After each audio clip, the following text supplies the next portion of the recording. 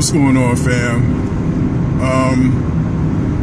I was just thinking, why is there so much legalism when it comes to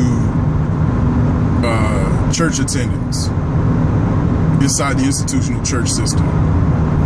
You know, I was thinking about this earlier in the week, and, you know, my question was, where would our faith be if there were no church buildings, if there was no institutional church system? But, and you know, I was thinking, you know, well, can you still be a believer? Can you still be a follower of Christ without the church system?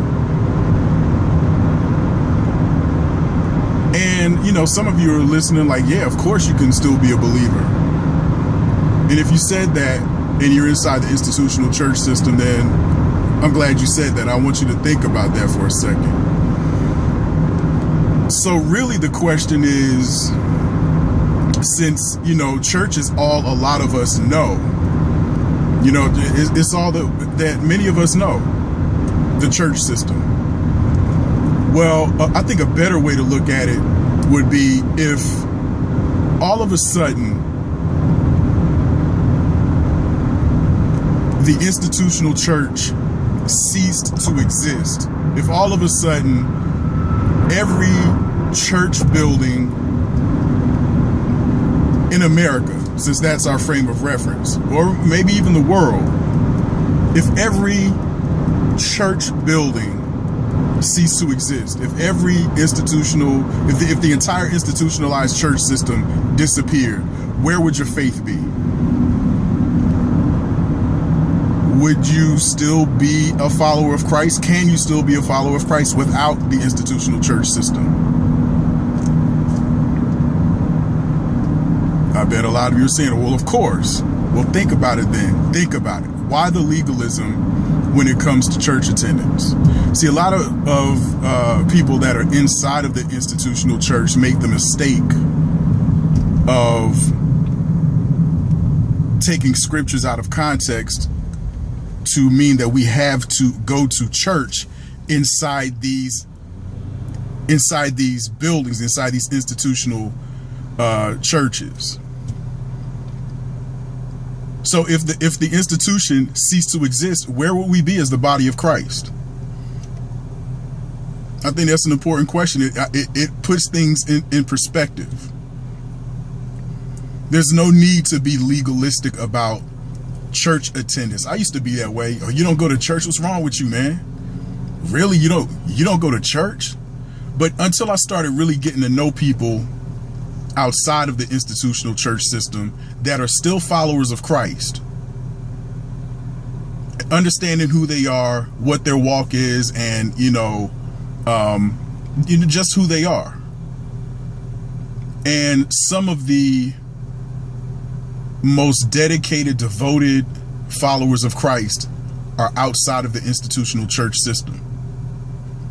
So we got to stop doing stuff like taking Hebrews 10:25 out of context, meaning, to mean that we have to go to church. That's not what that passage is saying. We got to stop taking Matthew 16:18 out of context. That's not talking about the institutional church system. It's talking about the body of Christ, the people. Why don't we make a big deal out of it when people decide to have a wedding outside in a grassy field or on the beach? We never make a big deal out of it, but we want to say, oh, you can't meet in have church in somebody's house. You can't have Bible study in a coffee shop somewhere with some people and still follow the requirements. Listen, and still follow the requirements of being a Christian, because the requirements of being a Christian is you have to go to church and you have to be inside of an institutionalized church system setting for religious services.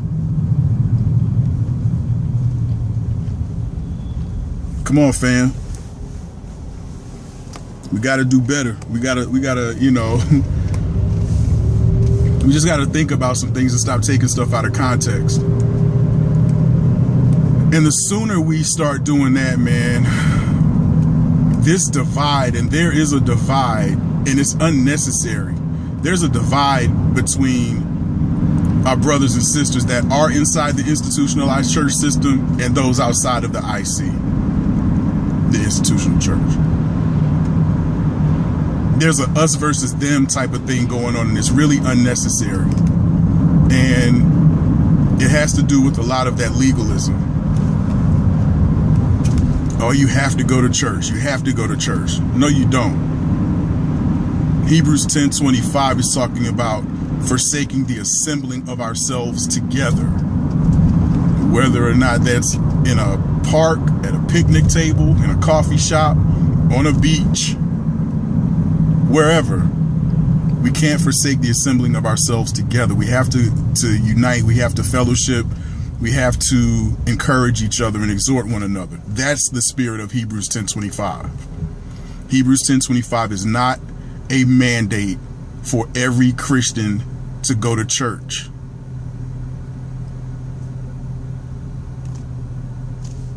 It's real simple.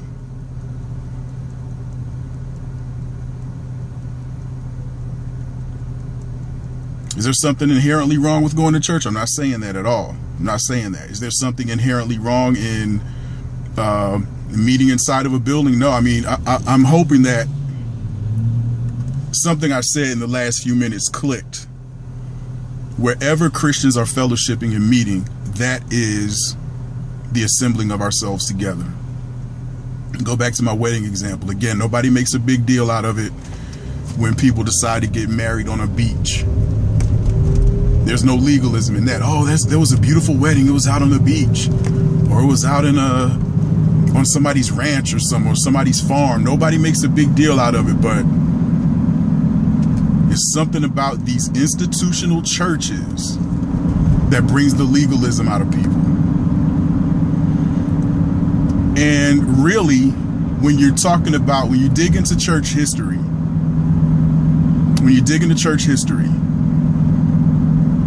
is the institutional church God's design, or was that man's design? Especially when you start talking about, the government's involvement. When you start talking about stuff like 501c3, and I'm just going to say, I'm going to put it out there. If your church is a 501c3 entity, tax exempt status organization, it's not of God. You know why? Because it's a government controlled business, period. So that's what I'm saying. Was the institutional church God's design or man's design? Think about it. Really think about that for a minute. Think about church history. The institutional government-controlled church is man's design. God's design was for believers to fellowship wherever that may be.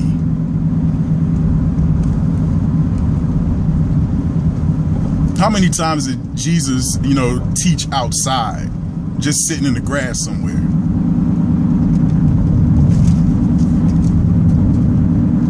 Let's kill all the legalism, y'all. Let's kill it. Because it's really getting in the way. It's really getting in the way of us, moving forward as a body, a collective body, the collective body of Christ. Because people on the inside of the church are looking at the people on the outside of the church, and people on the outside of the church are looking at people on the inside of the church, and it's a lot of, again, us versus them. Let's get away from it. All right.